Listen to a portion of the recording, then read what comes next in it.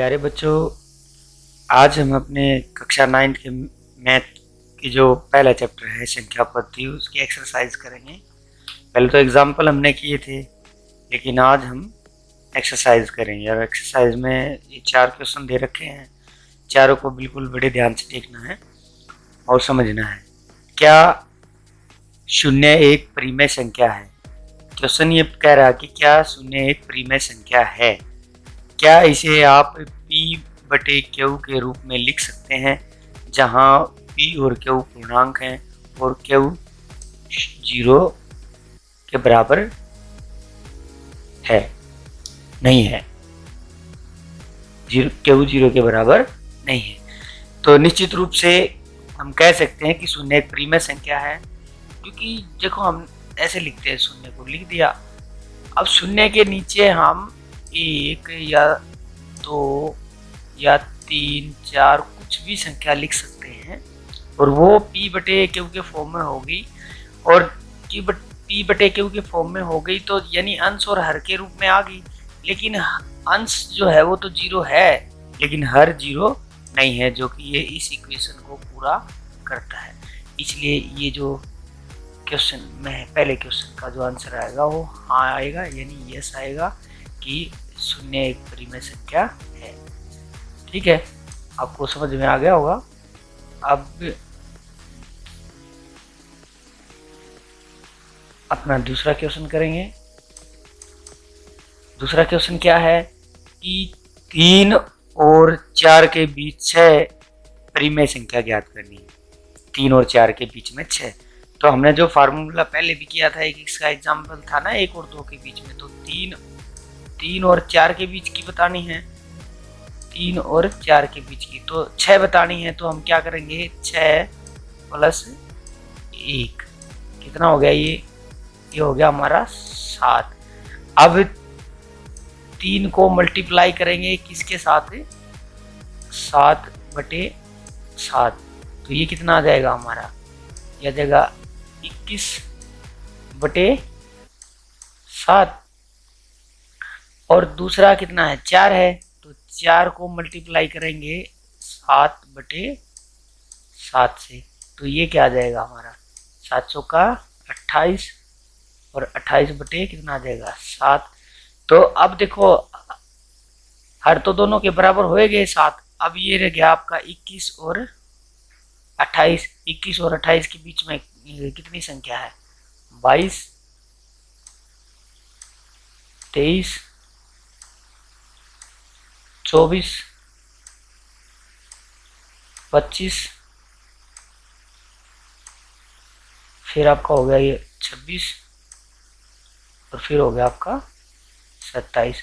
और हर सबका 7 है, यानी इसके बटे में 7, इसके बटे में भी 7, यहाँ भी 7, यहाँ भी 7 और यहाँ भी 7 और यहाँ भी 7। तो समझ गए होगे।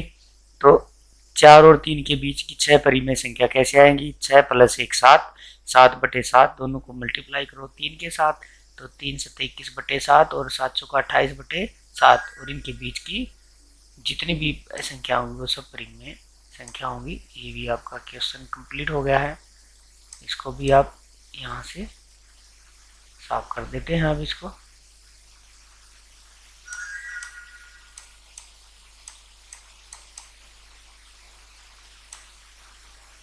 अब अपना क्वेश्चन नंबर हम देखेंगे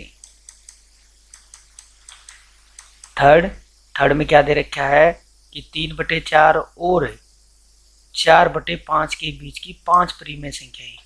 3/4, 3/5 और 4/5। अब देखो यहाँ एक बात है, इनका जो हर है वो 5 है दोनों का। अब हर तो सेम है। अब यहाँ जो हमने हर सेम किया था, लेकिन सिचुएशन ऊपर वाली अलग होगी कि 3 और 4 के बीच की अब कैसे निकालें, क्योंकि 3 की 4 के बीच में तो 3 से आगे सीधा 4 आता है, हर बराबर है ही। इस सवाल को हमने हल करने के लिए क्या करना पड़ेगा कि जैसे ये 3/5 है, इसको हमने मल्टीप्लाई करना पड़ेगा 10/10 से। अब 10/10 से इसको मल्टीप्लाई करते हैं तो कितना आता है हमारा, ये आ गया हमारा 30 है, और बटे में कितना हो गया हमारा 50। ठीक है, अब दूसरा क्या है, 4/5। 4/5 को भी मल्टीप्लाई करो अब 10/10 के साथ,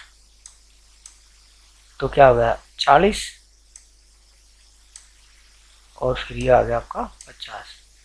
अब यहाँ से हम इसकी 5 परिमेय संख्या आसानी से ले सकते हैं, क्योंकि देखो हर सेम हो गया 50 और 50, और अब ऊपर हो गया हमारा 30 और ये हो गया 40। 30 और 40 के बीच की कितने भी संख्या हम ले सकते हैं, मतलब 5 कोई सी भी ले सकते हैं, जैसे 31, यहाँ से 31/50, 32/50, 33/50, 34/50, 35/50, यह भी 5 में अगर इनको ना लेकर हम आगे तो ले सकते हैं 35/50, 36/50, वो भी आ सकती हैं।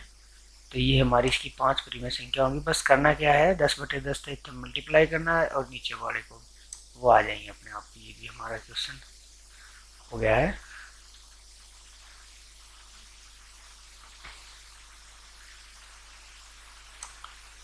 अब हमारा लास्ट क्वेश्चन बचता है, नीचे दिए गए कथन सत्य है या असत्य कारण के साथ इनके हमने उत्तर देने हैं।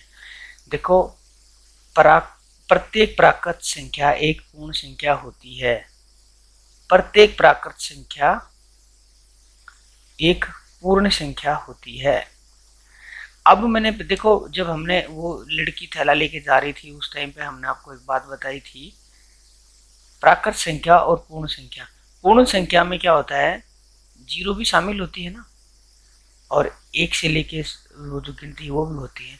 तो प्राकृत संख्या पूर्ण संख्या होती है, ये बात सत्य है। इसका आंसर जो है सत्य आएगा। क्यों आएगा, हम ऊपर से देख भी सकते हैं। मैंने पहले बताया था, जो एग्जाम्पल दिया था इसने, एग्जाम्पल ये देखो, ये नेचुरल नंबर है सारे इस थैले में, अब इसने 0 भी डाल दी, तो यानी इसमें जो पूर्ण संख्या है, यानी होल नंबर्स जो हैं उसमें आपका n भी शामिल होता है। ठीक है, इसलिए ये जो पहला कथन है वो सत्य है।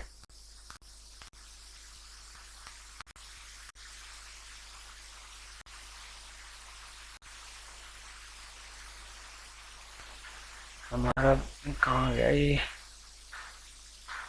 हाँ, दूसरा क्वेश्चन अब देखेंगे। प्रत्येक पूर्णांक एक पूर्ण संख्या होता है। प्रत्येक पूर्णांक एक पूर्ण संख्या होता है? नहीं। देखो, पूर्ण संख्या में तो होल नंबर यानी 0 तक ही हम चलते हैं ना, उसमें तो माइनस वाले तो होते ही नहीं। यानी जब वो लड़की जब चल रही थी संख्या रेखा पर, वो 0 थे, यहाँ पे 1 2 3, 1 2 और 3, और 1 माइनस का, 2 माइनस के, और आगे इसको बढ़ाएं तो 3 माइनस के, ऐसे इसको बढ़ाते चले जाएं। जब पूर्ण संख्या की बात आई है तो पूर्ण संख्या जो है ना हमारी, यहाँ 0 तक ही सीमित होती हैं। इसमें अगर प्लस के जो ये पूर्णांक है ये तो हम ले सकते हैं, लेकिन ये जो ऋणात्मक पूर्णांक है वो पूर्ण संख्या में शामिल नहीं होते हैं। ठीक है, इसलिए ये कथन असत्य है। ये पहले वाला तो सत्य है, दूसरा असत्य है।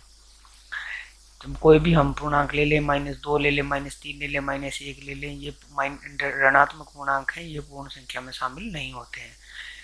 प्रत्येक परिमेय संख्या एक पूर्ण संख्या होती है। प्रत्येक परिमेय संख्या पूर्ण संख्या होती है, ये बात देखो। प्रत्येक परिमेय संख्या होती क्या है? परिमेय संख्या तो यही होती है भाई, 2/3, यानी p/q के रूप में जो संख्या होती है, भिन्न के रूप में जो संख्या वो है, ठीक है, उसको हम परिमेय संख्या बोलते हैं। एक पूर्ण संख्या होती है, ये पूर्ण संख्या नहीं होती है,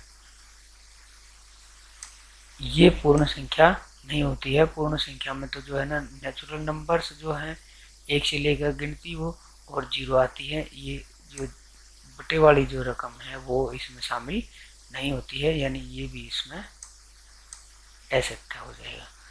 तो उम्मीद करता हूँ कि आपने ये जो अब समझ ही लिया होगा। तो पहली एक्सरसाइज हमारी कंप्लीट हो गई है, उसके बाद देखेंगे फिर।